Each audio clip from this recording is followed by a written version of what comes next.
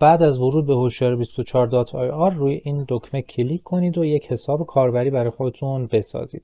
اسم کوچیک، فامیلی، یه یوزرنیم انتخاب کنید، ایمیل و پسوردتون رو مشخص کنید و روی رجیستر کلیک کنید.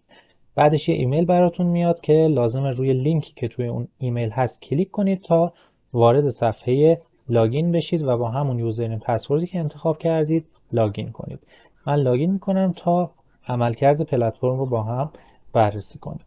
خب همونطور که میبینید همین اول که وارد میشید میبینید چت جی پی تی 3.5 به صورت دیفالت برای شما انتخاب شد و میتونید چت رو شروع کنید. مثلا من میپرسم بهترین روش یادگیری زبان چیه؟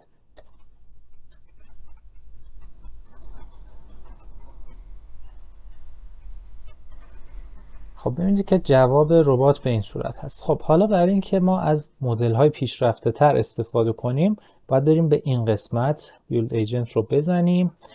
اینجا انواع مدل های زبانی رو میبینیم که GPT-4o یکی از پیشرفته ترین مدل های زبانی است. اینو انتخاب میکنم و یک اسم براش میذارم، مثلا همین مینویسم GPT-4o. اینجا هم لازم نیست فعلا چیزی بنویسیم، تو ویدیو بعدی بهتون میگم چه کاربردی داره و کریت ایجنت رو میزنم. حالا میریم توی چت بات و GPT-4o رو که همین الان ساختیمش انتخاب میکنم. بازم میتونیم اینجا مکالمه رو شروع کنیم و همون سوال رو من ازش میپرسم.